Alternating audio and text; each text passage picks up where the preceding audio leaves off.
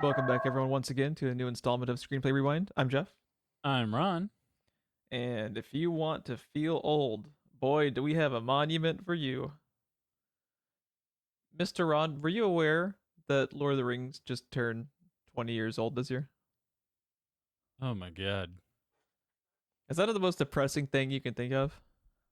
It's pretty up there. Because I just remember being so excited. I remember being in the theater for, the third one, just as a wee little non-boomer Jeff, with hopes and dreams. Good times. That's 2001. So yeah, I was 16 years old. I probably drove myself to the theater. In your Model T. 16. 16. I was probably working at the theater. I don't know. Oh shit. Yeah. I started was No, it was 2002 Cinemark is also when your first job? Yes, it was. It was my first job too. And I remember orientation was on Halloween in 2002, and November 1st was the day I started. So, Yeah. no, I wouldn't have been working yet. Yeah, I remember my opening weekend at the theater was for Beverly Hills, Chihuahua. Yeah. That was a real fucking barn burner of a weekend. Let's see. I know I got a bunch of the Harry Potters in there. What one of the first big ones I hit was one of the X-Men. Was it? Probably X-Men 2. I think that was 2002. That's what I was wanting to say. No. X-Men. Oh my god, there's so many X-Men movies. What is the second one called? See all results right. X2 X-Men United, I think. Something Yeah, I like remember that. that now. That's dumb. It's a very lame title. X2 X-Men United 2003. 2003. Yeah. Oh my god, dude. Oh God, my we're god. so old. I picked a hell of a time to start working at a theater. That's all I remember. It's just like one after the other. Yeah. It was I just choked. It was exhausting. I just choked thinking about it. That's how exhausting it was. I also choked just thinking about how Beverly Hills Chihuahua is a thing that exists in the world. Oh my god. Step Brothers was a thing as well. And I just remember that was one of the worst movies I've ever worked. Oh my I can god. imagine. I just wanted to die. That was one of them that the lines started at the auditorium doors, went through the lobby, out the front doors, and then down the curb. That was the line to like get into the theater. It was all 447 people in line to get in the theater waiting for us to clean it. For Step Brothers? For Step Brothers. I mean, I like Step Brothers, but like, Jesus Christ. Why? Yeah, it was absurd. Like, we had two of those. Number one was 431 seats, and 17 was 447. And, they would be 15 minutes apart. So we would have those two lines snaking through the building, out the lobby, and then down the curb. It's fucked up, though. Still miss being a projectionist. I know. It was so good. I was on the floor then, though. It was awful. Yeah. Yeah. Projection booth, awesome. The rest of it fucking sucked. Oh my god. 0 out of 10, do not recommend. Do not recommend. But yeah, man. I was just reminded of the Harry Potter film franchise, Fast and the Furious, and Lord of the Rings turning 20 this year, and I want to die. Also finding out that my girlfriend was 3 years old when Fellowship came out, also wanted to die.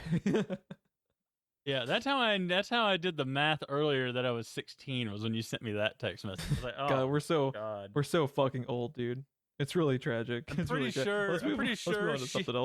sure she had just become a teenager when I was getting married. So, let's move on to something else. Is she sitting right behind you as we talk about her age? No. Okay. She's in the other room. Funny she story. could only sit through one last time, and now she went to the other room. Yeah, she immediately just fucking dipped like this, and left a bad iTunes review just on her way out. No, she has never seen Lord of the Rings. This is her first time watching it, and all she's watched so far is Fellowship. And I imagine we will probably at some point. Because she was in diapers. No, I assume we'll probably at some point inadvertently talk about the second and third movies. So I have sequestered her off with earbuds in, so that I don't accidentally spoil something for her, because she also cares about spoilers like we do. So she's isolated. Yeah, she's isolated from our mediocrity. Yep, God. I sent her to the car. She's outside. She's outside with a blanket and a Kindle. Oh, Jesus. On a brighter note, we got a couple of questions to answer. You want to get those out of the way, Ron? Let's do it. Let's do it. All right. Our first one comes in. Supposed to read this before the show starts. Yeah, before the show, SHOIW. You know what to do when there's a type. Read before the show starts. Read it before the show starts. You know it's for real when there's a typo in the subject line. And an exclamation point. Dear God. And an exclamation point. All right. This is from the legend, the man, the myth, Bobby himself. He said, to be or not to be, that is not the question. Well played, Bobby. Well played. He's also adds, for the record, he has seen 25 of the movies that we've reviewed, so he's seen about 70% of them. This is episode like what, 38, Bobby? 38 too many?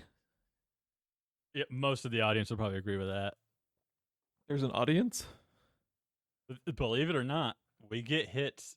I don't know that they come back, but we get some hits. So if you go to if you Google the Ring VHS tape, does it just forward you to just an audio download of us? And we just kill people in 7 days because they can't take anymore? Is that how Peter Griffin on the ground? Yeah. I guess I'm assuming at some point we had questioned how many Bobby had seen, and he was confirming. Thanks, Bobby. I think I mention it every episode. Oh, really? Yeah. I don't pay attention to what we talk about, so it's fair. All right, so here's the legitimate question though. He added, ask your significant other if they had to pick one movie you had to watch for the rest of your life, what would they choose for you?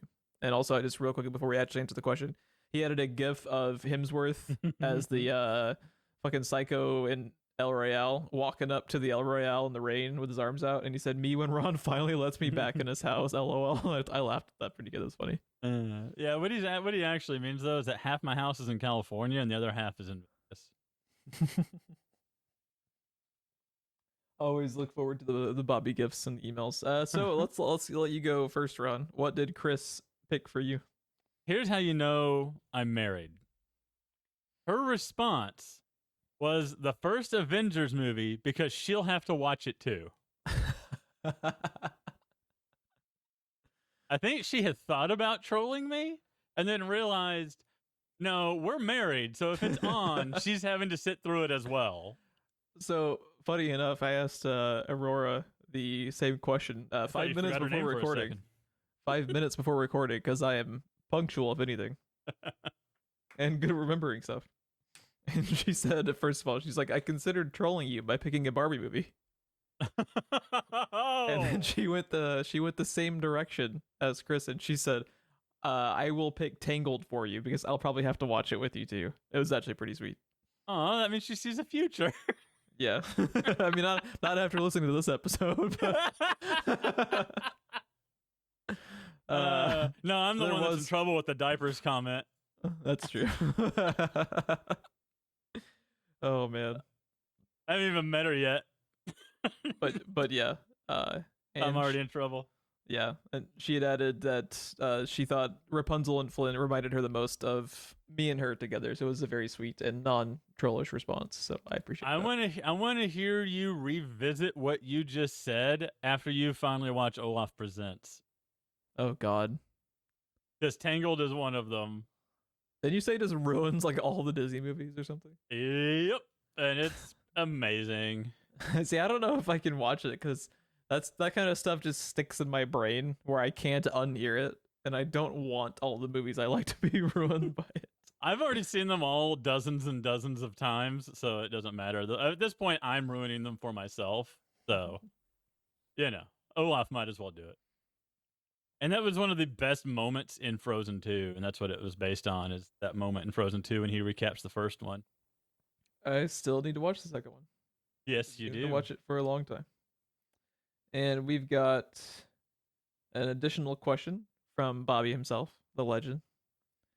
He said his subject line was because of Geoff, and immediately, that being the first thing I saw, I got scared before reading the question, but it's not that bad. He Yeah, said, I can do okay. that. He said, okay, at the end of the latest episode, Geoff brought up the idea of adding the bounty hunters from Ballad of Buster Scruggs to the El Royale movie. He said he liked this idea, so if you could add a character from one movie to another, what would you choose? Or put two different movie characters together into a new movie? I am thinking about this. We'll let you know later. So, do you have an answer, Ron? Because I have an answer. I do. I was trying to come up with one serious answer and one humorous one. I failed on the humorous one, but I do have a potential second one. It's got a caveat though. Okay. So the serious answer, my first answer, is we're talking characters, right? Not actors. Yes. So Rick The prompt O'Connell. was to add a character from one movie to another. Yeah. Well, add a character. Oh, or two different movies. I was gonna say or two different movies. That's what I did. Was two different movie characters into a new movie. Was the way. Oh, okay, yeah. So Rick O'Connell and John Constantine in Wishmaster. That's pretty dope. I'd watch the fuck out of that.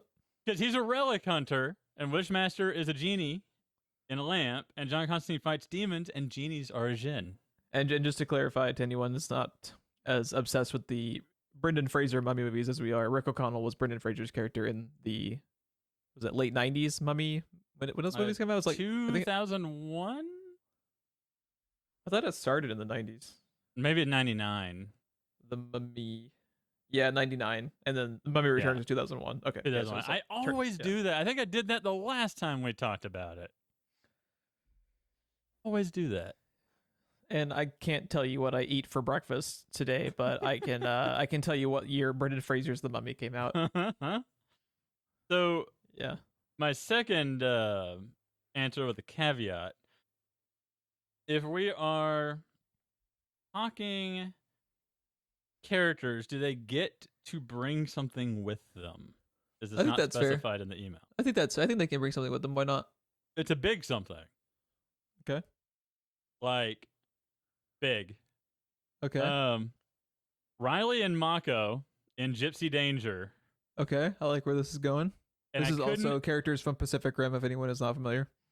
Depending on what the tone you want the movie to be, airdrop Gypsy Danger with Riley and Mako inside in either Godzilla King of the Monsters or Cloverfield.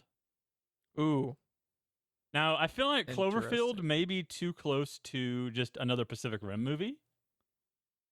But Godzilla King of the Monsters, I mean, come on.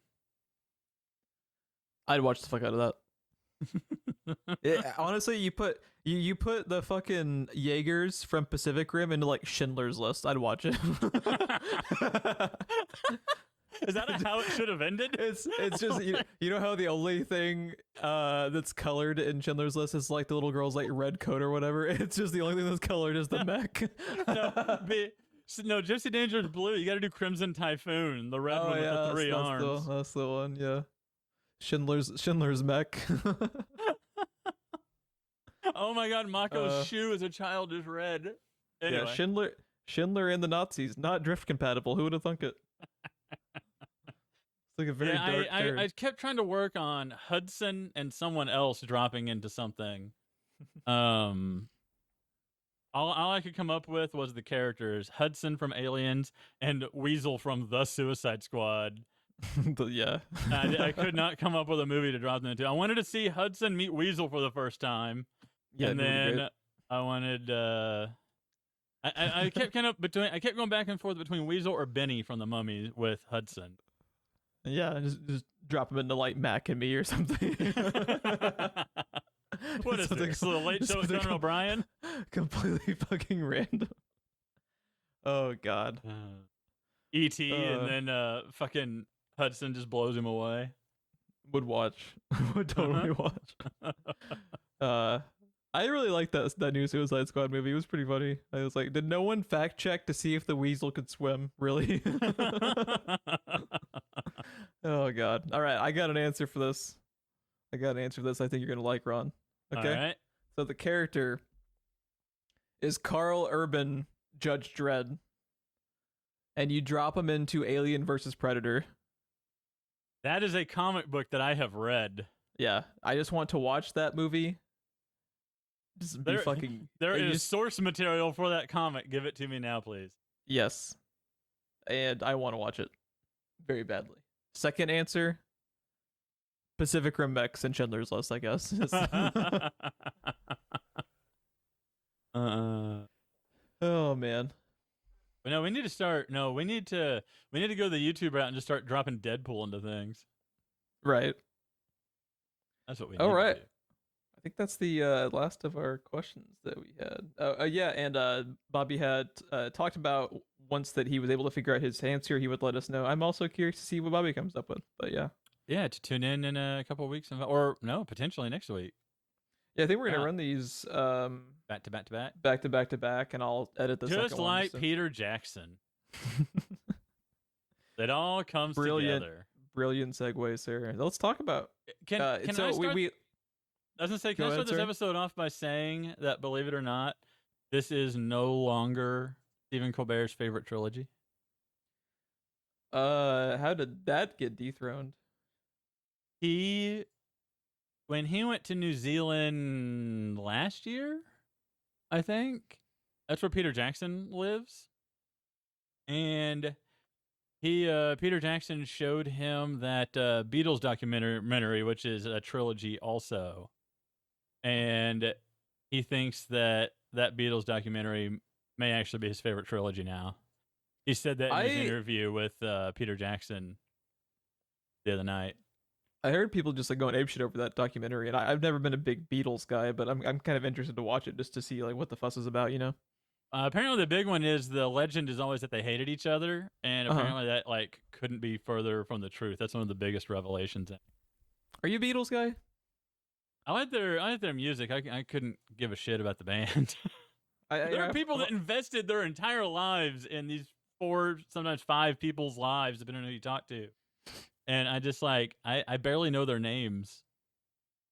Yeah, like a lot of people like have become obsessed with them over time. I've liked a few of their songs, and they're okay. And like I respect like how important they are for rock and roll just in general, you know. Oh yeah, but yeah. I've always been much more of a fan of like Zeppelin and Queen, if you want to talk about more like classic rock, type bands. But they're kind of like the generation after them, I guess. So then Colbert used that to segue into talking about Lord of the Rings with Peter Jackson.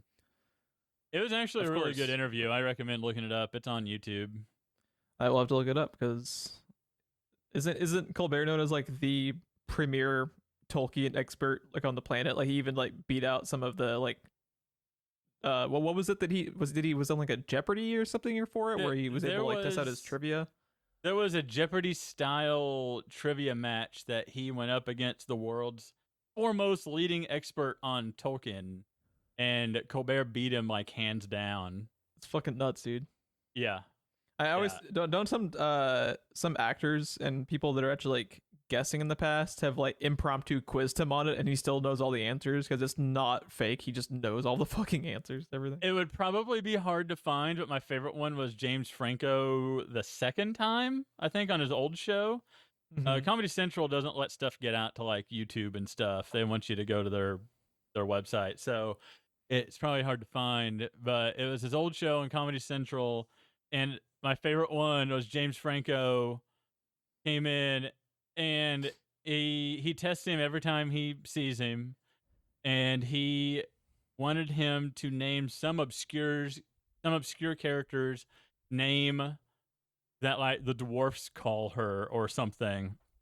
And he's like, "Oh, you mean so and so of the Blibbity Blop?" And he's like, also known sometimes as the Blibbity Bloppity Bloop. And he just went on and on and on and on. The elves also know her as da da da da da, but the elves from this side know her as da da da da. And he just kept going on and on. And James Franco is laughing so hard he cannot breathe.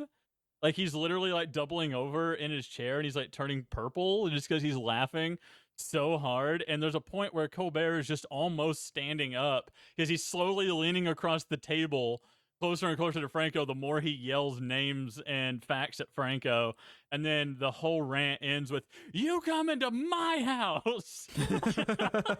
Yeah, I think you had sent me that because we talked about it at some point because I knew it somehow that people would come on and like impromptu quiz him just to validate that it wasn't staged and that he just is a fucking super genius when it comes to Tolkien. The whole thing also started with one of the best parts I left out was he was like, last time I was here, I asked you about Lord of the Rings, and then Colbert cuts him off and goes, yeah, and I smoked you like a ham. And then it ended with, you come into my house. Oh god, it was so good. Yeah, we couldn't not cover Lord of the Rings for the 20th anniversary because it was going to be on the show eventually just because you and we're not Colbert level super fans, but I fucking adore these movies. I really do. We've been on record on the show talking about I think it is the best trilogy. Even as someone with a Star Wars poster on his wall, just because you just look at the consistent quality from each of the three movies. It's so fucking good. And just the simple fact that these movies exist at all. How did a studio around 1999 2000 just decide to drop all of this money into a fucking Lord of the Rings back to back to back production? Is that just not insane? Like, how did this happen? It's amazing that it happened, and it's even more amazing that it's fucking like one of the best pieces of just adaptation ever. One of the most beloved film franchises ever.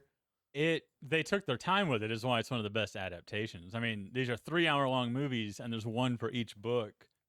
There's a lot that they cut out, but yeah, I mean they got the meat of the story in there. And I say, they took their time with it. These aren't hour-and-a-half long movies, but they also didn't drag it out by making 3 movies out of one book. So they hit a pretty good balance between pace and adapting it faithfully, I think. Yeah, somewhere along the line, someone must have realized that this is the foundation for everything, right? This is the foundation for everyone's D&D campaign and every fantasy video game you've ever played, every fantasy TV show or book that you've ever read. Like, this is it. It all sparks from here. It's just insane to me just how much of a production budget they were given for what is essentially to most people in the studios. Like, I just can't imagine them elevator pitching it, because it's Lord of the Rings. Everyone knows what Lord of the Rings is, but when you put it in a film, it's a fucking, like you said, it's like a D&D movie, Yeah. And it's not. There's a lot of depth and just like the most insane amount of like fucking lore you can imagine, but to elevator pitching this to studio heads. It's just like, so you're telling me there's going to be dudes running around with wizards, wizard staff, short swords. There's a dwarf. It's just insane to me that it got greenlit in the first place at the time period. Because this is something that would happen now, not in 2001. It's just, but I think maybe part of it is just when you look back at how much of a shit show Hollywood was in the 90s. That they just kind of like realized they had to change and that they were just kind of running around in circles with what, you think back to just how much of a drought there was in certain parts of the 90s, outside of like independent film, Yeah. Big AAA level Hollywood productions were few and far between as far as the actual good ones of the 90s. It's kind of a fucking ghost town. It's weird because you and I have talked about this period of filmmaking before. I think on the Descent episode, where things are kind of weird for the early 2000s or just for the aughts in general, because it's like halfway to the style of filmmaking we know now, and halfway between just like every other 90s movie there is. That's the 2000s, and going back and looking at it again with that in mind, there are a few things in this that feel like a 90s movie, but the storytelling and the costume design and stuff is very very forward thinking for 2001. Mm-hmm. I mean, this is the level of storytelling in this is frankly kind of shocking for 2001 because you can tell that all of a sudden, they're like, I wonder what would happen if we actually hired talented people, put them all together, and just let them do their job. Like, Yeah, and just let the story, tell itself. Just get out of the way. Just get out of the way. Yeah. Yeah. Like, what would happen if we were to do something crazy, something crazy and unheard of, like getting a director and a bunch of actors and some writers together with a beloved property, and just seeing what happens if we just write them a check and step to the side and just watch.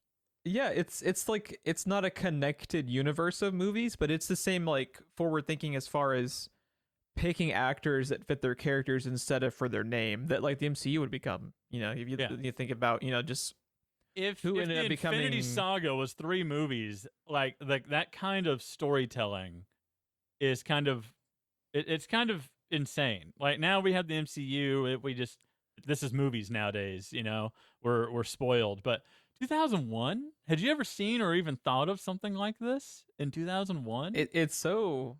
Sequels were completely different things with the same title and sometimes the same actors. Yeah, we didn't flow right into the next story. We didn't have characters come back or revisit places we've been. We've seen that already. The sequel can never do that. It's incredible. Like it's legitimately insane to me that this movie exists in the way that it does, had so much faith placed in it. And you think about it, Peter Jackson wasn't Peter Jackson yet until like these movies made him who he is. So it wasn't like he was a James Cameron, where he was just given the keys to the kingdom. They put a lot of fucking faith in him in this project, and it's one of the most successful film franchises of all time. So it paid off. But man, I'm just like just major fucking kudos to the production and studios back then for allowing this to fucking happen. And has there ever been a film franchise casted better than the Lord of the Rings trilogy? Because I don't think so. You look down, every fucking character is so well chosen. And like everyone in this movie now is a well-known household name, but back then, there's a pretty strong mix of people that would become household names and people that already are. Like, we have Magneto in here, right? Like Ian McKellen was just coming off of X-Men. Yeah. So the people that didn't know him before X-Men knew him as Magneto. Like, oh, Magneto's in another movie. Yeah, and they're all just chosen because they match the characters. It was not a popularity contest like what the 90s was. So it's like this is just such like a big like turning point for Hollywood to be able to just, like you said, let's cast people who fit the roles. Let's cast people who are passionate about the subject matter as the director and writing teams, and it shows. Because like I think this is also probably like arguably the best book adaptation. You just think about just how faithful it is to capture the essence of it, while also elevating it in some instances. Because I think the pacing of these movies is so much better than the books. Have you read the novels? God. They're hard to get through. I did. They're hard to get through. I took one look at it and I was like, I'll do audiobook. And that was a good call.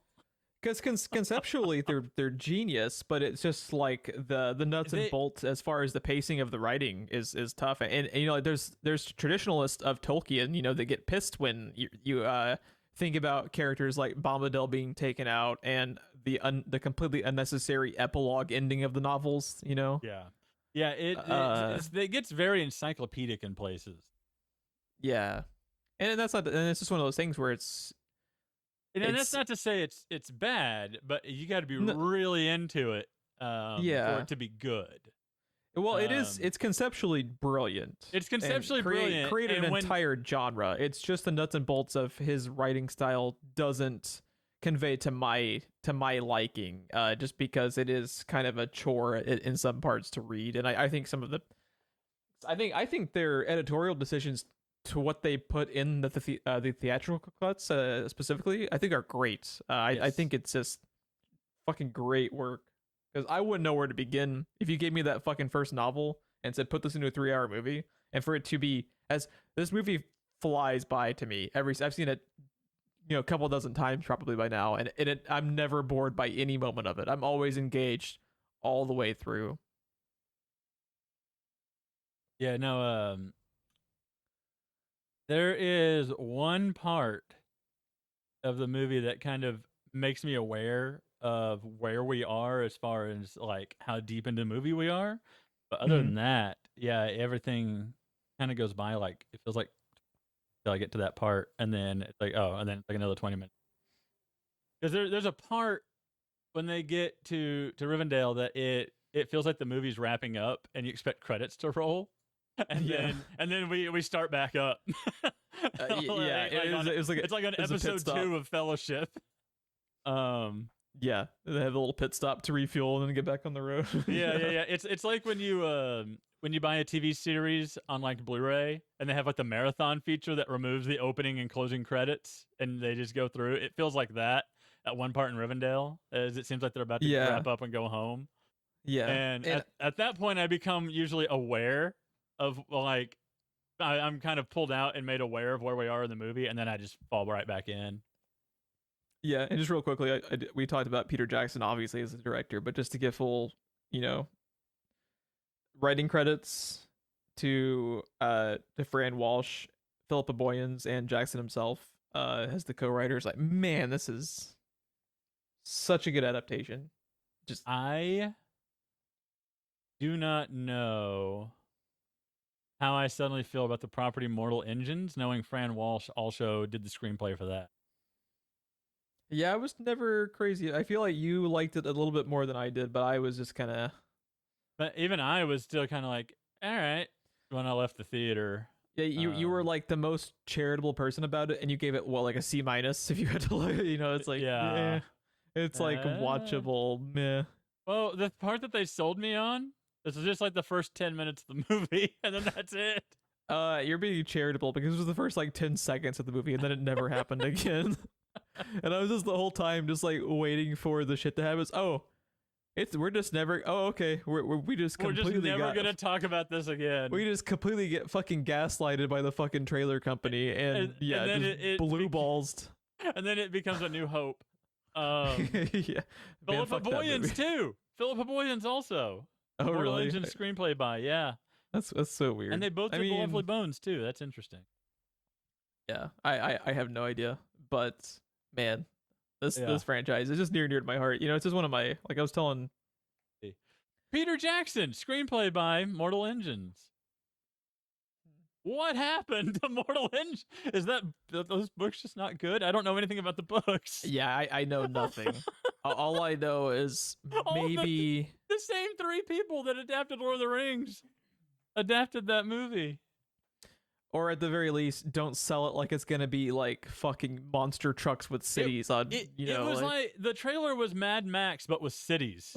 It was Fury Road but with cities. Yeah, Fury Road City, Sunday, and you get 10 seconds of it, and it's over. But instead of flamethrower guitar guy, he has like bagpipes or something. Like that's the bait and switch. Yeah. Man, how have we not covered Fury Road for this podcast? Well, it just so happens that there are 2 of us and 4 Mad Max movies. I say we just each trade off on picking Mad Max movies. That'd be a good franchise coverage. There's a lot to talk about with Mad Max and how much that fucking franchise changes. Yeah. You want to talk about sequels being different? Yeah. Man, Thunderdome, weird fucking movie, man. Weird fucking movie. Tina Turner. But man, I don't even know where to begin. I also want to just talk about it real quickly. Is this like maybe the coolest prologue to a movie you've ever seen too? Because this movie has to carry when you just think of how much exposition happens in this movie, and it never feels like a chore to watch it. Like that is just insane. The balls to open your movie in 2001 with like 10 minutes of backstory just narrated. And it's epic. And it is so epic and pulls you right in, but the balls to do that. Because here's the thing. Here's the thing to keep in mind. Like me, most of the time, your audience in the movie theater has very little experience as a whole with whatever properties. I had never read Lord of the Rings when I saw these movies. I was new to it. Mm-hmm. So, and just the balls to come into this thing just Kate Blanchett just telling you what happened to everything up to this point. And I don't know, I said 10 minutes. I don't know how long it really is, but it's not short. It's just so it's a decision that just should not have worked. But I really think that the two people, as far as the cast, that do the most heavy lifting to set up the whole fucking thing and legitimize everything is Kate Blanchett's narration at the beginning and Ian McKellen. Like Ian McKellen for the entire first half of this movie is doing so much of the heavy lifting to like legitimize him being a fucking wizard. You know, that should be off-putting and dorky, but it always comes across as legit. You know, and this is one of those things where it's like they crushed it on the casting with oh my god, I know. so many of the people, but especially Ian McKellen. Just you think about just how much of the storyline is, you know, on his shoulders, like how much you buy, you know, the wizard character. Just off the way he's reacting, because they establish with Ian McKellen very early on in the movie that, you know, being a wizard, wizards are studious, right? I mean, it's not an innate ability. It's not sorcery. It's wizardry. There's study and schooling involved. They know shit. He just by the way he carries himself and just the way he talks, I don't think they ever discuss his age in this. I know they do in the books, but yeah. You can tell he's been around for a while, just the way he carries himself and the way he talks and the way he reacts to discovering the ring, even though you don't know this character, is immediately tells the audience that something, I mean, it's Lord of the Rings, but something is up with this fucking ring. Like, you've already been through the narration, you know what it is, but just how afraid new audience should be of this ring that's instilled by Ian McKellen, a character you just met, and it works so well. I just think back to that scene before we move on too far from it, I just want to say on Kate Blanchett's narration, she could read me the fucking phone book for all I care. She's so good. I will listen to it all the way through. And like specifically with Kate Blanchett too, is she's just like such an amazing casting choice for that character and for her as a narration, because she's not only just like incredibly engaging to listen to, but she makes it sound like ethereal and like otherworldly and makes it not goofy. When you just think about like it's a movie, it's 9 hours of 4 foot tall dudes with hairy feet taking a ring to a volcano. It sounds and there's a wizard and there's an elf and there's a dwarf and there's Viggo Mortensen and some trees that talk, and yeah, it should be fucking ridiculous. So it should be fucking ridiculous, but it never is. I mean, it's like I'm engaged the whole fucking time. If this is a road trip movie, is this technically a coming of age story? I think you might be on something. I think that's the genre that was really created here. But yeah, if you just list it out, it's fucking ridiculous. And they make there's elves and dwarves and wizards and giant fucking eagles, and there's, you know, Diablo shows up. You know, the scene that sparked a debate that I think is still raging to this day. But yeah, nothing. Everything about this is just code red nerd alert. Yeah, and the movie ends up just doing nothing but clearing house at the fucking Academy Awards, and it's just like what? Dungeons and Dragons, y'all just swept house.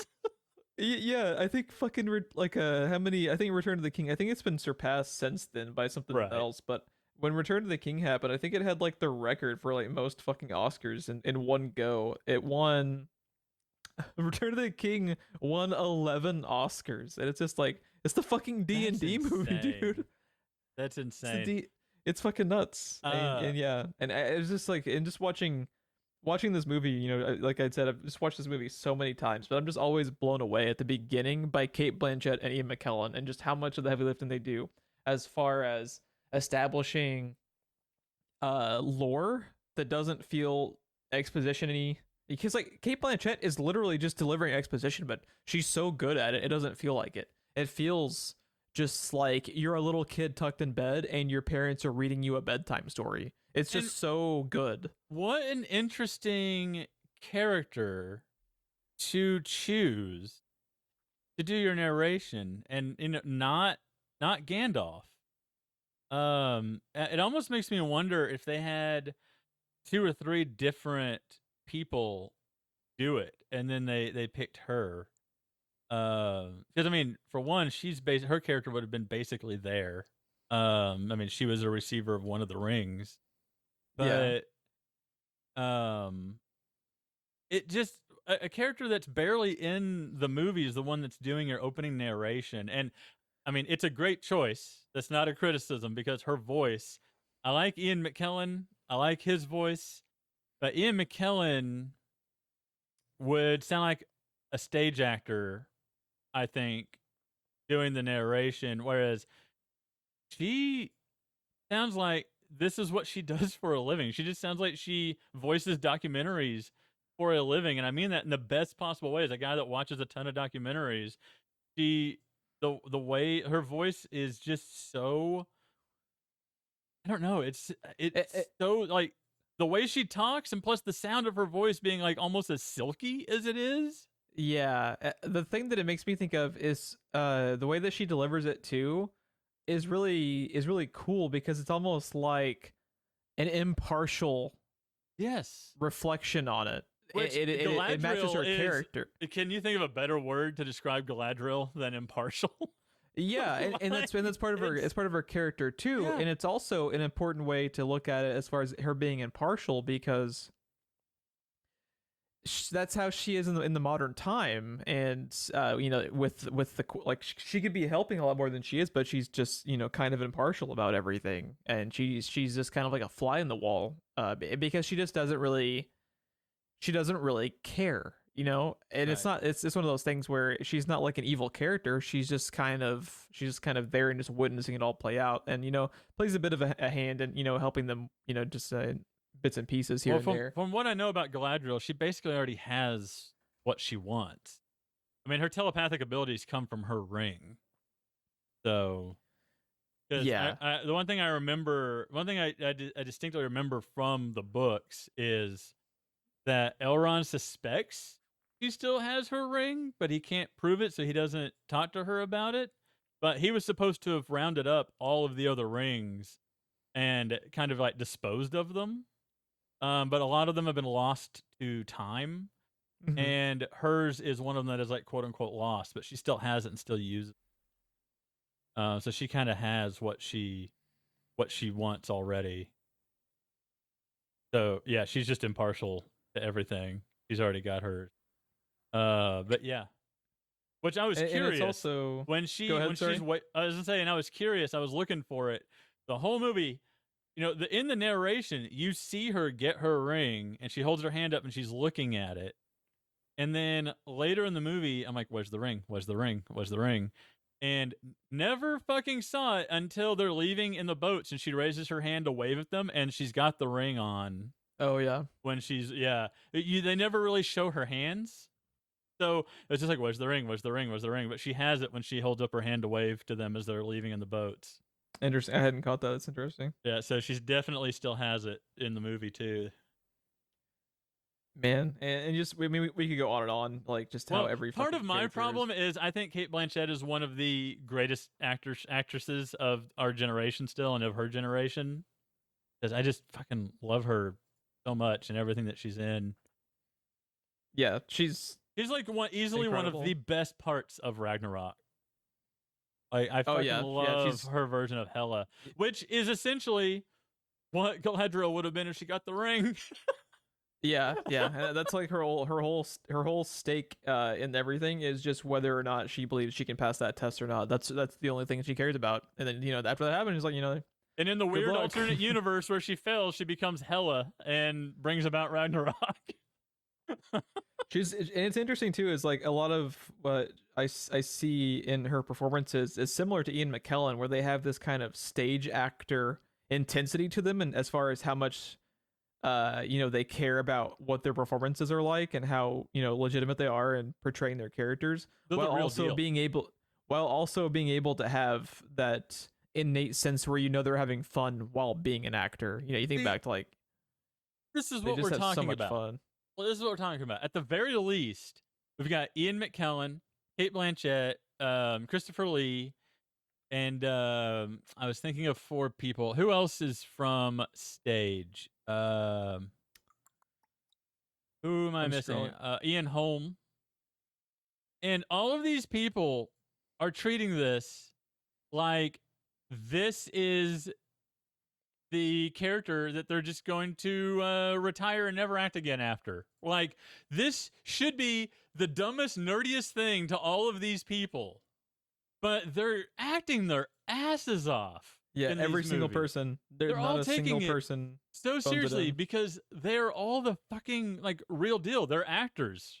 You know, this is what they do. It doesn't matter how you might perceive the role or the property as dumb or nerdy or geeky. And we have a ton of shit like this around right now. We have all kinds of stuff in video games and books and movies and TV.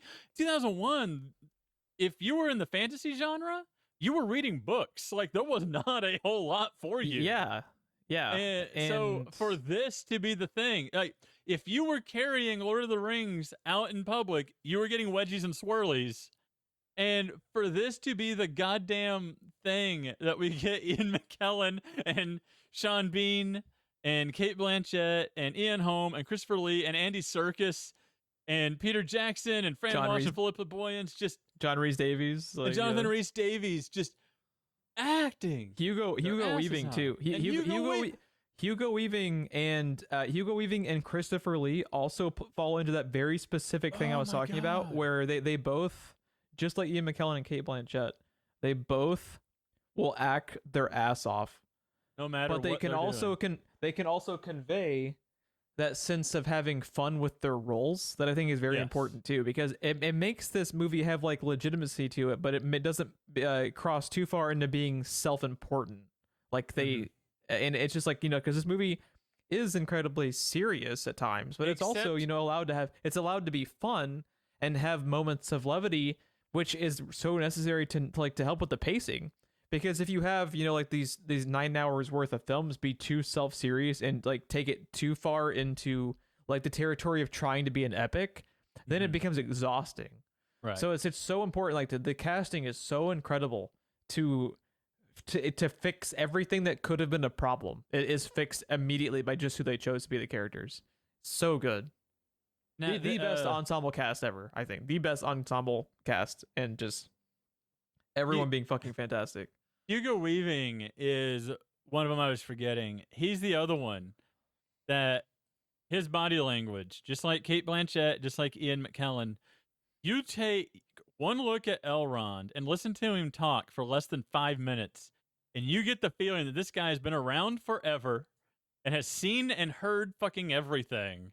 And when we're talking about ancient history, he was fucking there, and you get that from 5 minutes of body language and dialogue with him. Like, and what's interesting too, you can see it in his eyes when he's just sitting there listening to people talk. And what's interesting too is Kate Blanchett. You can feel the years have made her kind of agnostic about everything, and you can tell with Elrond that the years have made him tired, and he's just fatigued, and he's just kind of done, and he's seen specifically the he's always talking about the realm of after Mount Doom. He's somewhat bitter, and he's lived so long now that it's just kind of ate at him. It's kind of made him a bitter person because he's had so long to dwell on what happened at Mount Doom. The name of the mountain is Mount Doom. I know, it's so fucking. It should be so stupid, but at any time in this, you should be, as the viewer, you should be like. You should be like laughing when they say fucking Mount Doom, and you're like, oh shit, that's a mountain they gotta go to, bro. That's a volcano. Like it's for real. You know, it's fucking terrifying. It's got a giant fucking eye on the top of a tower. Should be stupid, but it's like terrifying. I could not help but imagine you doing the Sean Bean hand motion as you described the eye on top of the tower, because he's the one that describes the all-seeing eye and brings his hand up into a circle. Oh my god. It's so fucking good. It was also super fun this viewing specifically because my girlfriend Aurora, this was her first time watching it. I was about to ask you what she thought. She loved it, and just to see like it's all just like it's like a comfort movie for us because we've seen it so much and know everything that's going to happen. But she was like legitimately on the edge of her seat the whole time, because she just doesn't. She went in completely blind, doesn't know the material, and like there are moments of like throughout the movie where it's legitimately tense. Like the scene when they're on the side of the road and the ring wraith is on the horse above them, beneath like the bog. It's good stuff, and you can like I think Peter Jackson was also just so perfect for this because he can convey the humor they need to make the pacing work. But he comes from a horror background. He's able to add some of those elements of when it needs to be scary to be intense. He's able to convey that. Peter Jackson was also just perfect for the property too because he matched all of the prerequisites to make the movie feel legit while also not being fatiguing to the audience. And man, yeah, just a perfect storm of everything we're coming together to make just magic. And they were banking on this working out not once, not twice, but 3 times in a row. Now imagine everything we just said, and you're banking on this works out in your favor 3 times in a row. Could you imagine if this movie had bombed? Because they filmed them back to back to back, right? They'd never stopped filming. Yeah, they never stopped. They had them all. It was filmed the exact same way that. So imagine you're still processing the next 2 movies when the first one bombs at theaters. Yeah, that'd be. Could you? It could have bankrupted the fucking. It could have bankrupted the fucking studio, dude. Like it was a huge risk. That's how much confidence, people. That is how much confidence that everybody fucking had crazy. that these movies were going to be a hit. And my God, were they right? Yeah. But yeah, let's get into it, dude. Yeah, let's get into it. And again, we aren't going to be going too specific into this because obviously if we did a Gary and Cole bonfire site chat of a step by step throughout the story, we would literally be here for 10 hours on each movie. So we're going to be talking just kind of. Yeah, we're just gonna be. Well, this was important, because this first episode covering Fellowship is talking, like laying the groundwork for the importance of the movie. Because we have a lot of preamble in this first one. Game of Thrones doesn't exist without this movie. Mm-hmm. The Marvel Cinematic Universe probably doesn't exist without this movie establishing that it wasn't just names that you needed on the poster. You needed people that matched their characters. You needed people that took it seriously and didn't just treat it like a paycheck, like because like we talked about, like some of these people like Sean Bean and Kate Blanchett and Ian Holm, Christopher Lee, they're giving you their fucking A game every single time. So it's just important to convey that like this changed everything. It's one of the most important. It's not only one of the best movie franchises, it's also one of the most important to get us into the state that we are today, where we're allowed to have stuff like Robert Downey Jr. being Iron Man, and which Chris happened Hemsworth. 7 years later, by the way. Yeah, or Just Chris Hemsworth being years between Fellowship of the Ring and Iron Man. We've talked before about the Nolan Batman trilogy basically giving us Iron Man. It doesn't happen either without Lord of the Rings, right? Mm-mm. Because this is the first time audiences are taking shit like this super serious. Yeah. It opened the floor. It gave us for the everything. MCU, you could say, because it opened the floor for anything to be taken seriously if you just get out of the way and let creative people do their job, and you just let them be passionate and let it be a passion project instead of just a cash in on the IP. It just elevated fucking everything. Where do you even want to begin when it comes to talking about this movie? Because. Well, one of the nerdiest things I could say is I always forget that we see Minas Tirith in the first 20 minutes. Isn't that fucking dope? I always forget that too. It's so cool because when you're adoring about this, I just said, and the person I said it to responded with, "Isn't that dope? That's what these fucking movies did to people." Yeah, this is the best, dude. Oh my God, this is a fun episode, Jeff. I'm glad we did this. Yeah, because it just allows us to we have geeked out hard before on this podcast, but not like we're doing right. Yeah, because this is fucking church for me, dude. This is gospel for me. I fucking adore these. I adore these movies, and it's interesting too, in how I felt the same way. Like when do you remember when we did the Game of Thrones podcast and we did retrospective like look backs on. I'm sorry, we did Westerospectives. Oh, you're right. Yeah. Excuse me. When you look back and you can see them subtly laying like the groundwork for future, like when they also show you like not only do they show Minas Tirith, but they also showed, the what's the name of the auxiliary city near like the water, that's very important in Return of the King. They're just showing you a lot of shit that becomes important later that you're like, oh, that's fucking cool that they took the time to establish it. It's not just like there's a lot of stuff that they allude to that doesn't become important until the next film. Is pretty cool, and it's so cool. Oh, another thing too, is this the best? Now there are going to be more iconic and famous themes out of Mr. Williams himself. Is this the best overall score though of a movie? When you think about how good the themes are for certain characters and certain elements, how fucking it can make you cry, and 5 minutes later get you pumped up. Like the main Fellowship theme song is one of my favorite bits of music ever. It just makes me it just makes me pumped when I hear it. Just like the Avengers, by the way, the crescendo to it is at like 1 hour and 58 minutes. Yeah. After Gandalf yells "run," and then the bum bum bum bum. It's so good. As they're just running for their fucking life from a thing you haven't seen yet. Fucking love that bit of music so much. And the composer is Howard Shore. And fuck, this might be my favorite. It's tough because I really think I think Indiana Jones probably has my favorite just singular theme ever. But if you just want to talk about the score and just how many bits of important musical inflection is placed in the movie just by the music alone, and that also adds legitimacy to it, like the music adds to it so much. Yeah, there's one thing I was going to say is, and I'm probably wrong, but at least in what is in my head right now, what I'm able to recall right now, it was music in movies was almost used as like a character theme.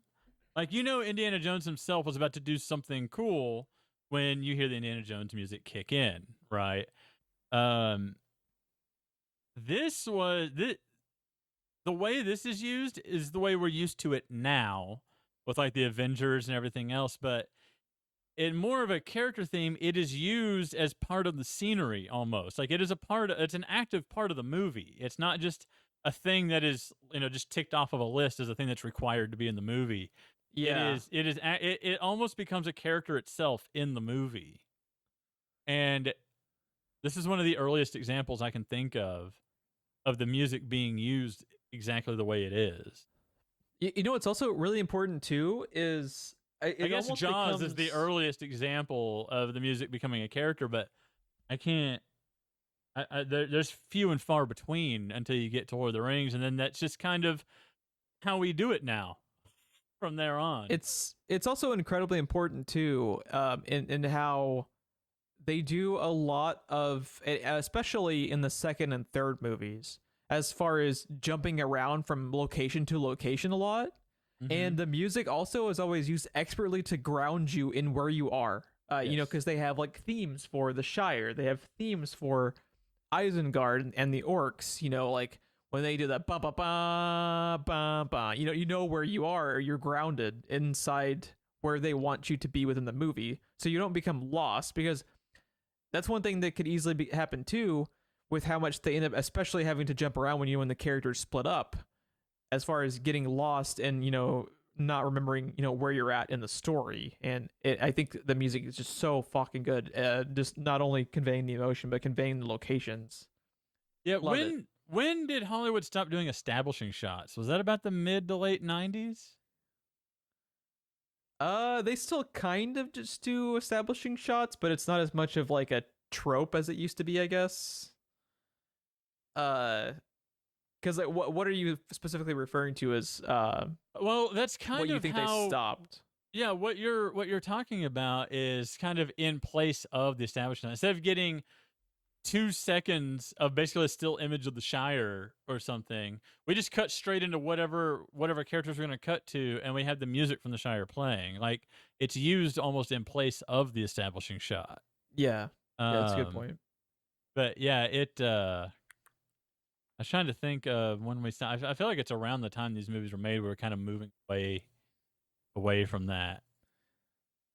Yeah, because it was specifically became like more of a problem in the '90s. Of you just think about like half your movie was just a picture of a building or something. Yeah, it was just it's just so much of the '90s, especially of shots of just like, here's 5 million establishing shots of every building in New York City. That's half of your movie. And like one from LA for no reason. Another character that I feel like we might have missed talking about. How much screen time does Ian Holm have as Bilbo? Oh my god. But you fucking love Bilbo right from the get-go? Man, he's so that fucking good in this movie. That is not easy. He is an easy thing to do. He is also just incredibly chosen for that character too, because he has moments in this, where he needs to be like the lovable uncle, while also having moments of turning dark and turning sinister. And you just think, I think back to him, in Alien, and just how sinister he can. Robot. Bilbo's a goddamn robot. Bilbo's a goddamn robot. Bilbo's a goddamn Spiegel. But like in that scene, where his face changes. Yeah, and he's just instantly ashamed. Character. And then he instantly, after having that just moment of just like sinister, like he looked like he was about to rip his fucking throat out, just to turn back into that lovable, that uncle that is just part of the family. He's so good. Yeah, there's something that instantly makes you sad to see an old man cry. Also, like the way he just breaks down right after that moment. I love the part of the birthday party too, like I love half of you like have as much as you deserve, that whole tongue twister thing, and the whole audience is just like, what the fuck just happened? Such a good delivery. He's so good. Miss that, man. And then when it backfires, you just hear the crickets, and he's like, starts going for as soon as he feels uneasy or uncomfortable, he reaches in for the ring. Yeah. Like an alcoholic. And you just also just think back to once you've read all of these books or you've seen all the movies, and you just understand like the context, like how fucking mentally strong that dude is to be able to have had the ring for 60 years and be able to walk away from it like he does is absurd.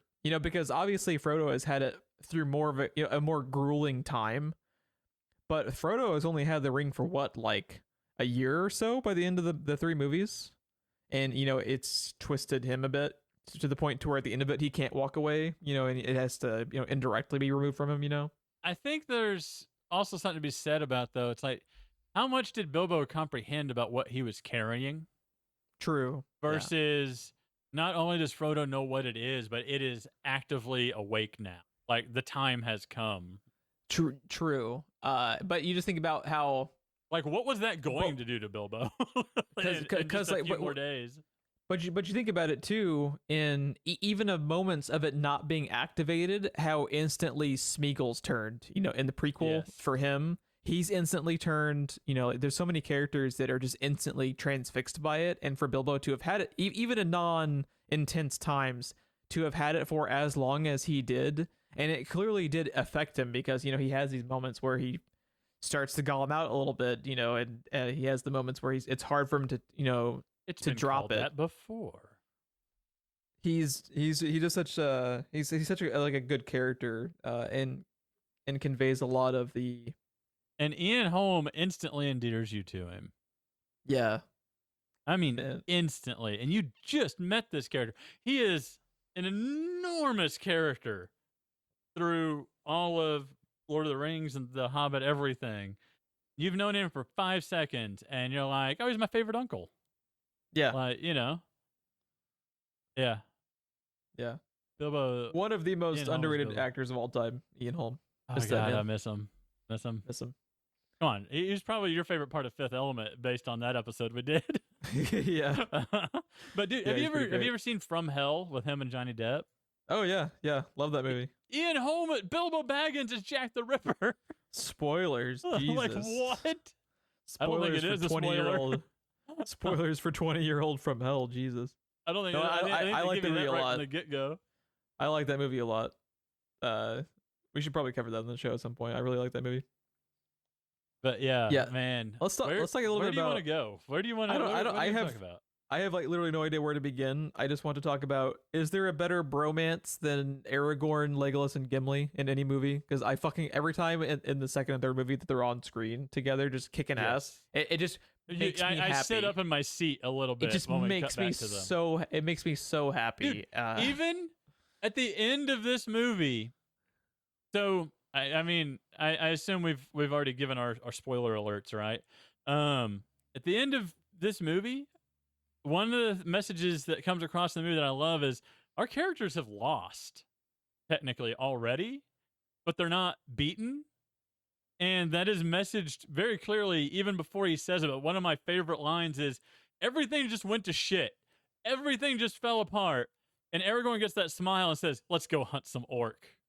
Yeah, and then John Rhys Davies is just so fucking infectious. When he's like yes, as they run them off, and you're just like, fuck yeah, dude. And that's when we crescendo again with Lord of the Rings theme, and it's like, oh, I love this movie. I love it. It just like I told Aurora when we were watching it, it's like, this is just one of my comfort movies now. It just makes me happy. You can show me any scene from any of the three movies, and I'm just instantly, it just makes me happy. It's just one of my comfort movies. I have a question for you. If we had turned The Witcher into a series 20 years ago, hands down that'd be Viggo Mortensen, right? Probably, and I now want to have watched that because that'd be pretty great. No disrespect to Henry Cavill, but that was the only thing. That was with December 17th, right? Is Witcher season 2. That's just here in a few days, here in a couple of weeks. And with that looming, and I'm going through some of the audiobooks right now, watching this and seeing Aragorn, I was just like, especially when the knife is coming at him and he just knocks it out of the air with his sword, like the way Witchers are known for doing arrows. I was just like, he would be the Witcher 20 years ago, right? After this movie. How awesome is it too that it is a fantasy property and usually there's no like stakes to it? How they get fucked up, dude. Okay, when Ian McKellen, who's at this point one of the most well-known, biggest names, because I say he's coming off of Magneto. Here's the one thing I have noticed across the board: people that love the original X-Men trilogy and people that fucking hate it all love Ian McKellen as Magneto.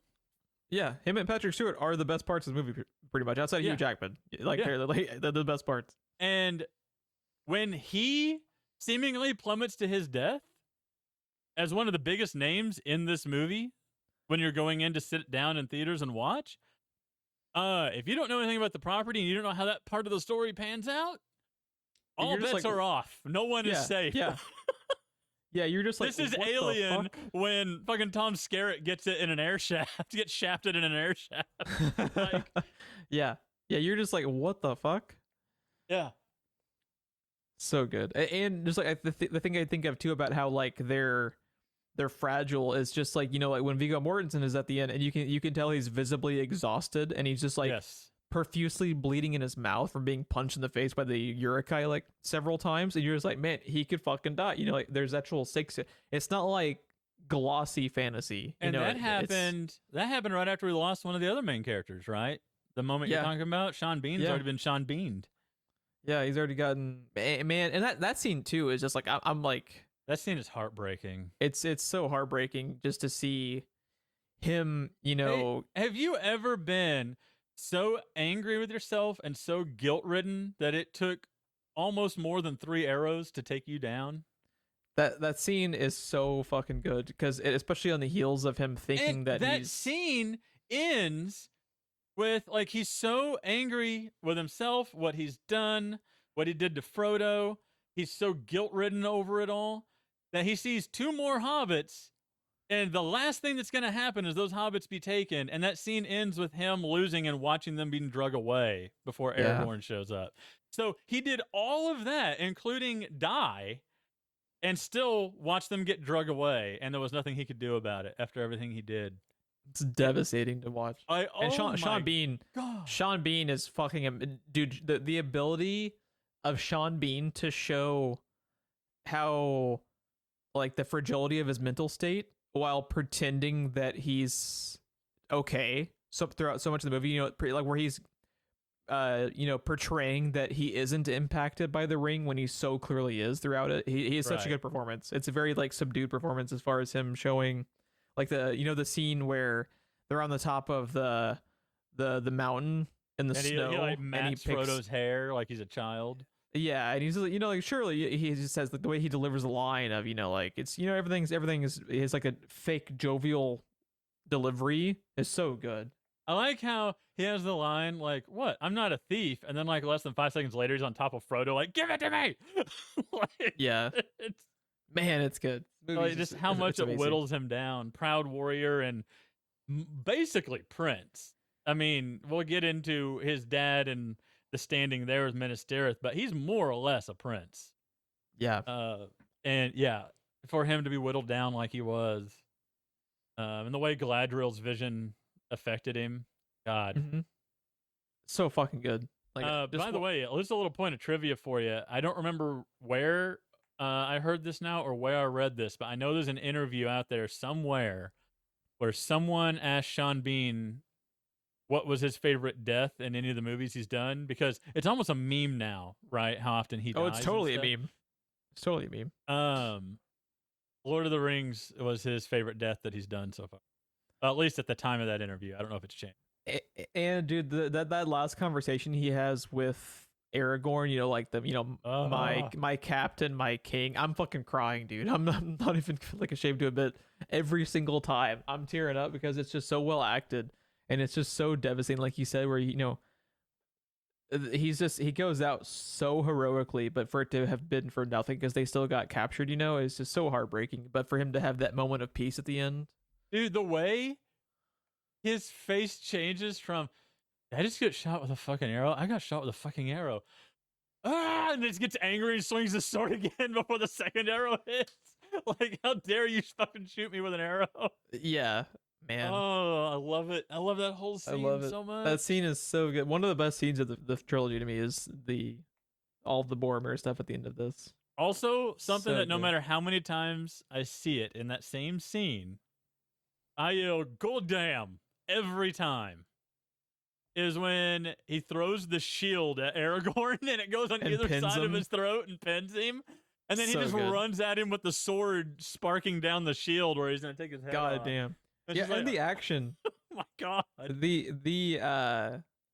action is more brutal at times than you can even remember. Sometimes you know. just watch it and there's a lot of what's the word for it? There's it's very tactile. It's not because you think back to a lot of fantasy historically when it's been presented in like movies. It feels glossy, it feels fake. This feels Watch any feels real. fantasy movie that made its way to Mystery Science Theater. You'll know what we're talking about. Yeah, and for this to always feel like there's stakes to it is really really cool.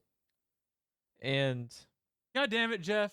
A concept like the ring race exists, and people still take this movie seriously. I mean, my God. How awesome is their sound design? They sound so creepy. You want to talk sound design on the ring race? Let's talk about the first time you get a real good look at one that you mentioned earlier at the beginning of the movie when they hide, the beginning of the 3-hour movie, about 40 minutes in, when they hide underneath the tree roots and it's above them. Mhm. Did you notice that they hide and all you see on screen is them? There's nothing else yet, but you hear the bird. You literally hear the wings flapping. You hear all the birds leave. All the insects stop chirping, and it becomes dead silent. And then you start hearing the whispering as he rides up on screen. And then it's just completely silent except for the whispering the entire time he's on screen. You literally, it does not just the birds stop singing. You literally hear the wings flapping. It's in the sound design. You hear them leave moments before he shows up. So fucking good, dude. It's so good. And then like all the fucking bugs and everything coming up out of the ground, the earthworms coming up out of the ground. They have like there's the giant spider, the centipede. If Yeah, you want me to be unsettled, just show a centipede and I'm immediately unsettled because spiders don't bother me. But if you show me a fucking centipede, like is it Temple of Doom that has just like the mound of centipedes, yes, and it just makes yes. me fucking want to die. Yeah, and they're all Oh just man, trying to get away from the ring wraith. But dude, fuck. that there's something unnerving about that constant whispering. Now I have a question for you because I Yes sir. honestly cannot remember. Yes sir. In Two Towers and Return of the King, are they still hunting by smell? Because I forgot that they put that in this. In that same scene, you hear him sniffing the air because I believe in the book that's the only way they hunt. That they Oh, can't see, that they can't actually see Frodo, but they smell him. Like they smell their prey and their quarry. And when he's leaning over the tree root, you can literally hear him taking deep breaths in, like he's taking big long sniffs, like Wolverine style. yeah. And I was like, didn't really mean a whole lot to me until I went through all the audiobooks a while back. And I was like, oh, that's interesting. I wonder if that's in the movies because I've never paid attention. And it's in Fellowship, but I don't remember if it's in Two Towers or Return of the King. Well, they're presented just in like a different way. I think it's probably still like inherently there. It's just they don't have They're just them not in putting it in scene. front of you. There's not really as many scenes to like have a chance to show them like Yeah. going Wolverine style, like you said. But I think it is still an element to it. Um, especially in the way they show the main ring wraith in the third one. You know, the way he's fighting, you can kind of see how he's just kind of present for the fight, but not looking kind of like Book of Eli style. If you remember Right. that way, I think you're right. I think it's still an element to it. They just don't have as many Yeah, chances they to just show it. don't. Yeah, they just don't flash it, or it's not deemed Yeah, important enough to establish. Maybe. they're shown more flying around after this point as Yeah, well on the. but that's why they can hunt during the day, during the night. Doesn't matter if you're hiding or not, because it's all smell, I believe. And that's another point I wanted to talk about too, and another thing that really pushed me away from liking the Hobbit movies as much as I do like Lord of the Rings is I love the prosthetics of the orcs and the Uruk-hai and just how fucking nasty they look. I feel like they really lost a lot moving to having all the orcs be CGI in the Hobbit and losing that kind of like tactility to them, just that grossness. Like when that fucking main Uruk-hai is being birthed in the sack in the dirt, and you just want to go like you're gonna go fucking bleach yourself instantly with just go take a bath in hand sanitizer. Yeah. Like that is all lost in the Hobbit movies to me because like I was talking about how earlier like how there feels like there are stakes and they feel like they can actually be hurt and it doesn't feel like glossy fantasy. I think a lot of the Hobbit becomes that, unfortunately, and like they kind of like lost that sense of being grounded in it. I don't think they're bad movies, but they're not. They don't have as much of the detail work that Lord of the Rings has. They don't.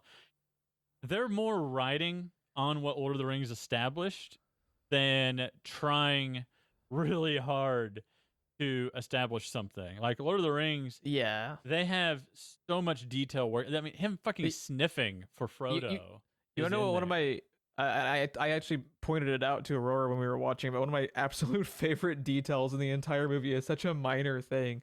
But when they're going to Bree, how the guy operating the gate has a human-sized window to Yes, look and a through, Hobbit-sized and a one. Hobbit-sized one is just fucking awesome. It's I- such a little detail, but I fucking love it so much. I see what you did there. A little detail.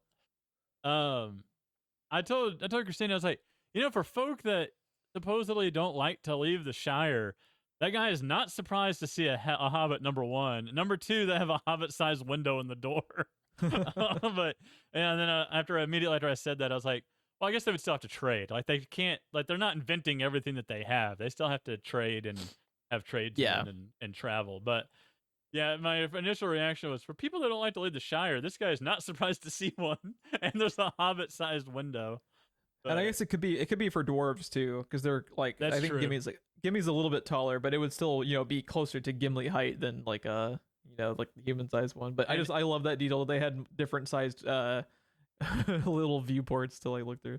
I'm forgetting where it was now, but there is a detail that they present in The Hobbit, but not in Lord of the Rings, but it's present in Lord of the Rings. I'm trying to remember where it was. I should have written it down because it surprised me when I saw it, knowing what I know now, kind of thing. It basically, one of the hobbits more or less snuck up on someone. I don't remember if it was fucking Legolas or who, but it's someone that should not. No one, you would not imagine anyone can sneak up on. And that's the thing that's supposed to be about a hobbit, right? They're almost completely silent when they move. That's what makes them such great thieves. That's why Bilbo was needed in the Hobbit. Yeah. I don't remember who it was now or what it was, but there is a scene where someone is surprised to turn around and there's just a fucking hobbit next to them. Yeah, I like that they have like that subtle attention to detail. It's almost as like a nod to like the hardcore of the hardcore book readers, Right. Yeah, Right. where it's there. But What's drive me nuts now? What's your we talked about it briefly in text message when we were talking about whether we were going to be covering theatrical versus the extended. What are your thoughts on the extended editions of these movies? I've never seen them. You've never seen them. I have watched them, I think, once all the way through, but when I go back to revisit them, I always default back to the theatrical. I typically do that regardless, but I like a lot of the decisions that they made as far as what's in the extended editions and what is in theatrical, and most of that was just to get them under 3 hours, because that's a box office decision, to get them to get as many viewings as possible for box office revenue. But I like the theatrical versions better. A lot of people only rewatch the extended editions, just because they like as much detail as possible, and it is cool just to see extra scenes of the characters you like. But I default to watching theatrical. I was just curious if you'd actually watch them. No, I never have. It's one of those things I'm always like, oh, the next time I watch these, I should try those out, and then I just either forget they exist or like this time, like HBO Max has both versions. Mm-hmm. And once again, just like when we were doing Aliens, I think it was, I was like, if I wasn't doing this for the podcast, I probably would try it this time. Yeah. But yeah, the next time you watch them, I'd recommend just sitting, because they do have some interesting detail that isn't. But unless you're Stephen as... Colbert, it doesn't amount to anything. Exactly. But I think you're probably just fine because you said you had listened to the audiobooks of all 3 of the books, right? Yes. Yeah. So a lot of the detail you're at least vaguely familiar with from having listened to the book. So, but they elaborate a little bit more on stuff here and there. But I think most of it is important to cut and just to help the pacing, because I think the pacing is still very good for a 3-hour movie that I don't ever get bored personally. The fact that you can even say the pacing for the 3-hour movie is good. Think about what you just said. Yeah, when there's been a movie so and they maintained the pacing.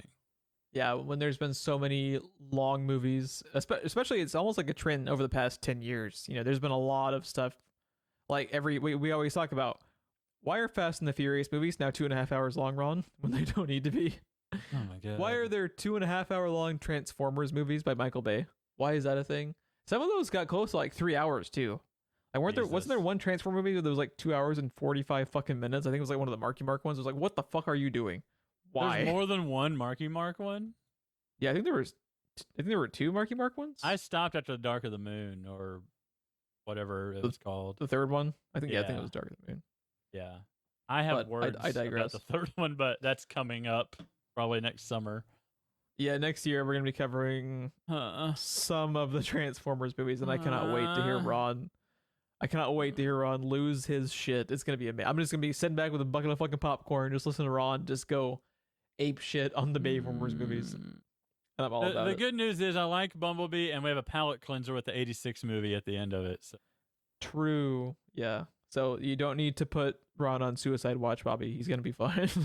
Which I still want to do a shout out to the Rage Select podcast, one of the funniest damn things I've heard in a long time. When Rage Select Geoff mentioned, it's like, man, That moment when you realize that you're no longer Hot Rod and now you're Cup, like that made me burst out laughing when I heard him say that. I think he said it Right. happened to him like around 40. I think it happened to me, knowing me, when I was like 15. But yeah, Yeah. when you realize you're no longer Hot Rod and now you're Cup. Oh. Yeah. Yeah, it's pretty fucking great. I just want to talk about too, the scenes where they have Legolas being a badass specifically in this movie blew my 10-year-old mind. Like when he shoots when they're in the mines and he fucking shoots that one orc like through between the fucking eyes in the dark from a fucking mile field away or away. something. Yeah. When that scene happened and the way that they show the arrow, like there's a lot of really cool shots in this movie, but like with the way that you follow the arrow like through his fucking brain. I like how we both knew exactly what scene you were gonna bring up. Yeah. Dude, the one that always awesome. sticks with me is at Helm's Deep when he's riding the shield down like it's a skateboard. Oh my god. And it's just arrow. He's one shot, one kill, just arrow going down the stairs. And then when we'll fuck it. I'm imagining probably what's gonna happen next week is out of the hour and a half podcast, probably an hour of it is just gonna be us nerding out over Helm's Deep and how fucking amazing it is. But when he gets to the bottom of the ramp and kicks the shield he's been riding to kill another one, it's like fuck yes, dude. Fucking love it. Oh, it's so good. It's so good. Hey, the nobody tosses a dwarf. That still counts as one. Yeah, that whole thing, but the also the callback of the nobody tosses a dwarf thing when you see that's foreshadowing. And the way Aragorn looks at him, like, really? And he just looks at him, looks straight ahead. They're both quiet for a moment, and then toss me. Don't tell the elf. Don't tell the elf. God, I love it. I love it. We're also gonna have to talk about too. We'll probably talk about it after we've finished up the Return of the King one. But when we talk about what our favorite one is. And I just really want to quickly talk about how I think Fellowship is actually really underrated in that instance. I agree. Because you always hear people talk about defaulting to either Two Towers mostly or Return of the King being their favorite. But when you think about like all the groundwork that Fellowship establishes, all of the characters that it establishes, the lore, the backstory, right? But that's just it, right? It's the establishing part. It's the first act of one movie. But it does such a good job doing it that it is underrated as far as being I think it should be more people's favorite than it is, because it does all of the legwork to make everything work so well that it's very underappreciated, even being one of the most beloved movies of all time. Yeah, it is absolutely underappreciated, but it's because by the time you get to Two Towers and Return of the King, you don't need the backstory anymore. You know these characters, you know what's going on. It's real lore heavy in the first movie. To keep the MCU comparisons going, one of the reasons why Avengers hits the ground running is the entire phase one of the MCU was literally introducing the characters and their backstories. And then you just hit the ground running in Avengers, and that's what Fellowship did. So I was going to make everyone always has it at the bottom of their list or whatever, but like you said, it is absolutely underrated. But by the time you just get to Battle of Helm's Deep or Minas Tirith,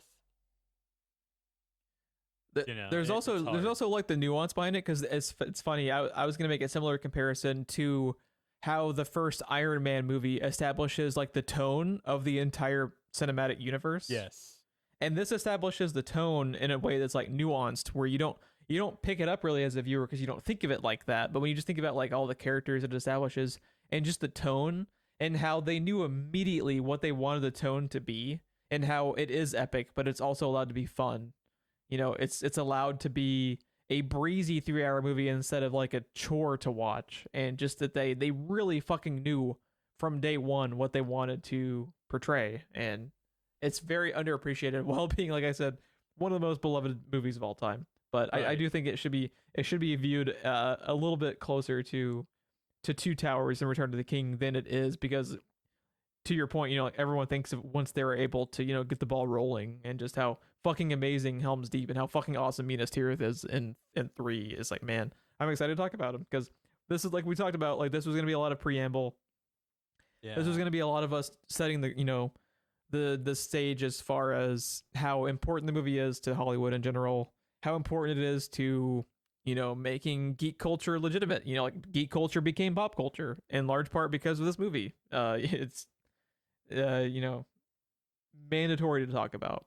Still trying to figure out how you came to the conclusion that I hated Lord of the Rings. I'm still thrown by that because I distinctly remember having conversations with you before when we worked at a movie theater together, and then I don't know, like a year or two later, when you mentioned Lord of the Rings, and then you're like, "But you don't like Lord of the Rings, right?" I was like, "What?" Like, we literally talked about it like all day long one day. I was just like, "Wait, what?" Like I said, I can tell you what year Brendan Fraser's The Mummy came out, but I can't fucking tell you what we talked about on Tuesday. It's just the way my brain works, okay? I can't make any sense of it. No one can. But I think the main driving force behind it was I think it bled into you not liking it because of our buddy Philip liking The Hobbit more than Lord of the Rings and being completely fucking dead wrong. When your opinion is incorrect. Doesn't happen often, but it happens. It can happen. It can happen to you. I think that's just my brain twisting it up. But yeah, I'm glad that you love these movies as much as I do because it gives me an excuse. But I think our Two Towers and Return of the King episodes are gonna be a lot differently. They're gonna be more of talking about like the specific scenes and breakdowns. In that regard. But is there anything else you want to talk about with Fellowship? Because I do think we'll get more into detail as far as like the character dynamics and not just the actors. I think we'll get more into more scene by scene detail in the next two than we did with this one. So this will be where we also had Fellowship underappreciated. Right. We went into detail a little bit, just like how fucking amazing the mine scenes are, and right. No, one thing that I wanted to point out also is this is like the only film franchise I could think of at the time that we had a character arc for the main characters, right? The people, by the time you get to the people that make it to Return of the King are not the same people that set out in Fellowship. Yeah. Their characters are completely different at this point. I mean, we start out with just racism abounding between dwarves and elves, and specifically Gimli and Legolas, and they're starting to be bros at the end of this movie, and then by the time you get to Helm's Deep, they are bros, and they're just straight up best friends in the Return of the King. One of my favorite fucking moments of that developing in all three of the movies is when Carl Urban shows up in the second movie, and then Legolas in the middle of the giant, like he's before their battalion of dudes draws his arrow on him, and he's like, "You'd be dead before your sword fell," or whatever. And he's like, "Fuck yeah, dude." the bromance is brewing. Yeah, I love it. Which it's also harkening back to wartime stuff, right? I mean, that's common in any war that you hear about in real life. People brothers in arms. Exactly, forging bonds and stuff, and that's what you see. All the characters have a straight up character arc. Just real quickly, can we also talk about when you have more context overall, how incredibly badass it is that Aragorn 1v5s fucking 5 ring race on the top of Weathertop? I know, when he fucking wins. when he Dude, another scene that broke my 10-year-old mind, when he tomahawk throws the fucking torch into its face. Yes. If you watch. Yes, please. If you watch, it's the fire they avoid more than his sword. Yeah, because he swinging it around. Because he sets a couple of them on fire to be able to actually fight them, and they're freaking out. And the fact that he is able to make the ring wraiths afraid is badass, dude. Okay, we'll talk about it more in more detail, but real quickly, who is your favorite character of these movies? Because mine is Aragorn, but Gandalf's fucking close. Gandalf is fucking close, but having played so much Diablo, he's the Deckard Cain, right? Oh, okay, yeah. You know what I mean? Like, I don't mean that to like, that's not an insult to the character. Deckard Cain's fucking amazing, but he's the encyclopedic knowledge that everybody turns to. In my mind, but yeah, Aragorn is mine too. Aragorn, and then Legolas and Gimli are probably I would rank them as 1, Aragorn, 2 2A and Gandalf, 2B in no particular order. and then yeah, and then 2A is Gandalf, and then 2B is the Gimli Legolas bromance, because every time they're just kicking ass. Every time they're just kicking ass is the best. Shall I describe it to you, or shall I get you a box? And then Gimli just busts out laughing. I love it. I love it. But I think in the books too, it has this whole thing where Gimli takes Legolas home, and then there's a point where he goes and visits Legolas's home, and they each hate where the other one lives because one is underground and one is in the trees, but they're still happy that they got to see it, because that's where their friendship has hit, and it's just like, oh my god, like this is so awesome, actually. Yeah, it's really great.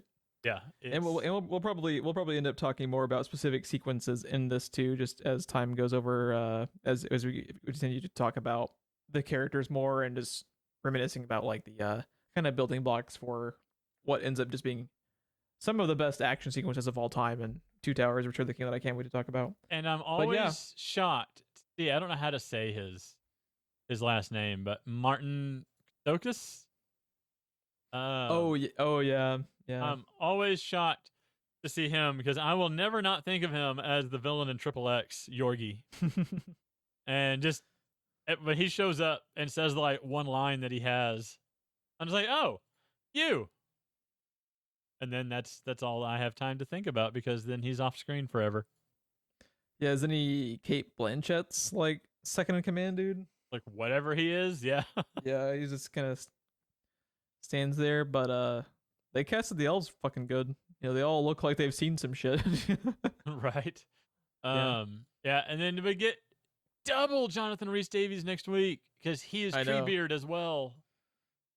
Can't wait. And then we'll probably talk about at the end of the end of the Return of the King episode of which one is our favorite, because that'll be a fun talking point. I know one thing that I wanted to talk to you about.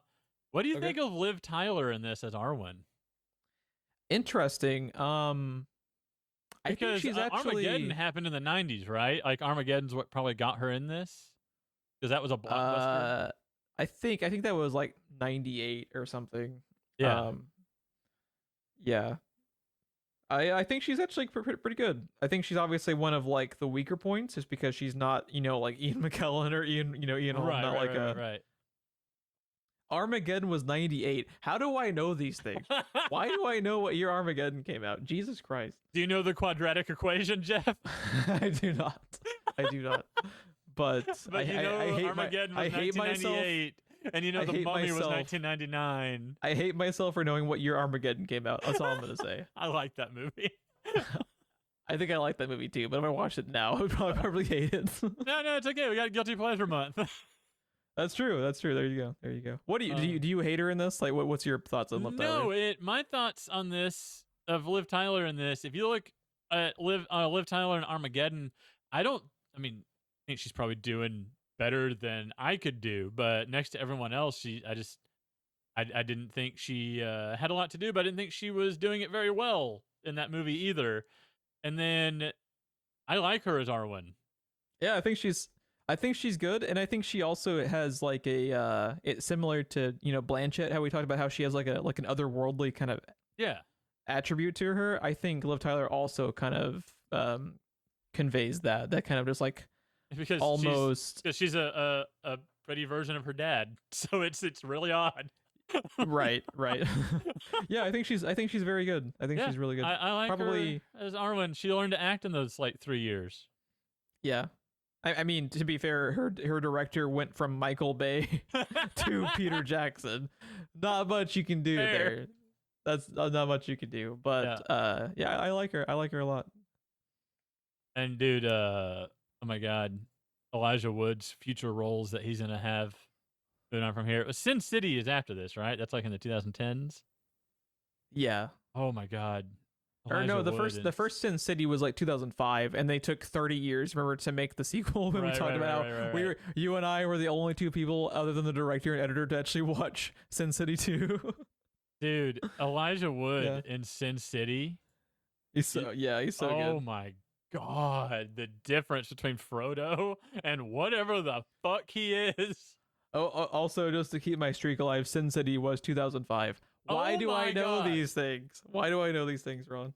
Oh, it hurts. I am us, like Jeff. I am like the Colbert of knowing what fucking year a movie came out for no fucking reason. Oh. Yeah, it's terrifying. I am scary. Speaking of Colbert, I've been wanting to point out this whole time. I don't think it's randomized because I've left the page and come back a few times since. Lord of the Rings, Fellowship of the Ring on IMDb. There's 9 videos. It's showing me 2 of them. One of them has a screen grab that literally just says hosted by Stephen Colbert for the 1 minute and 10-second trailer for the Lord of the Rings trilogy. Nice. I'm probably watching that when we're done because now I'm curious. Oh, you most like you need an excuse to watch anything related to Colbert. Goddamn, I'm so starved for Colbert content. There's just nothing. The guy doesn't do anything. He doesn't never. Yeah, he's never around. Just disappeared. He's been off the air for like 3 days. Yep. And you're like, Ghost Town. Note.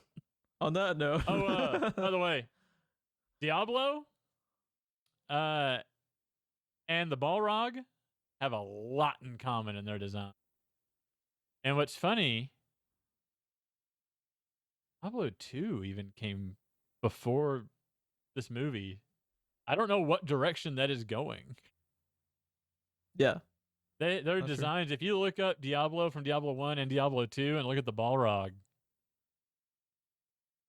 it's crazy. Diablo 2, Diablo especially, with the exception of the wings.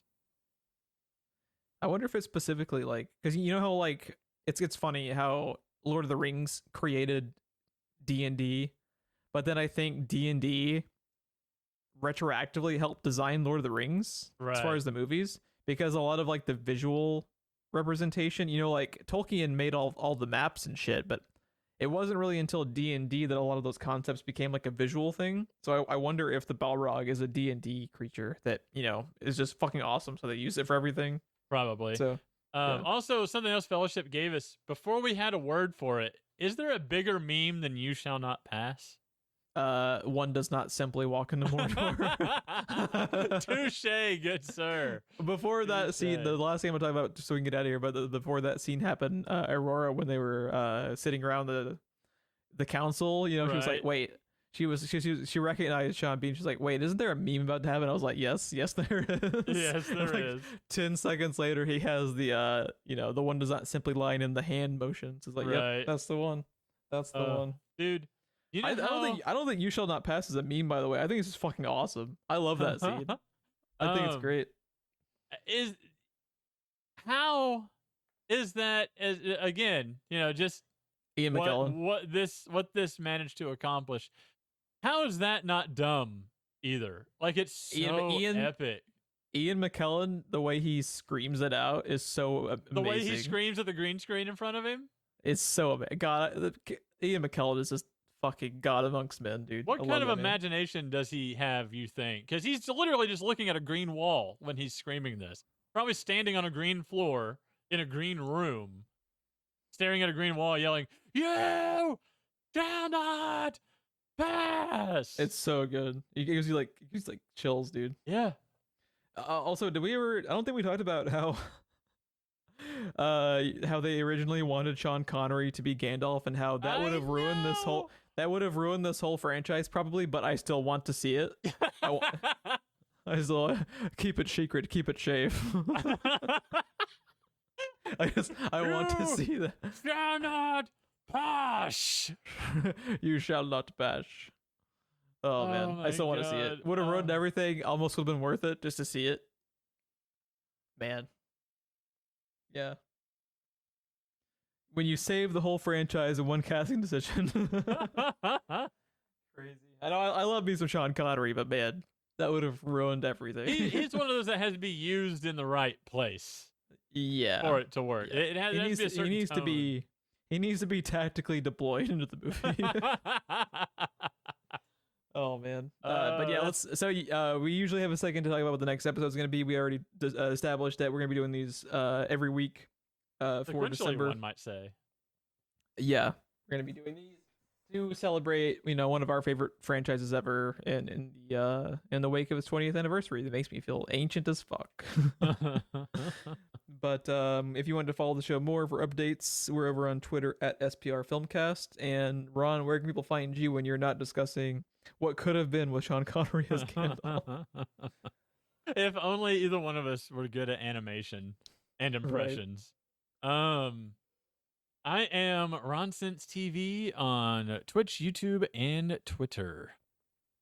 There you go. And man, I'm so excited to watch Two Towers again, dude. Holy shit. I can't wait.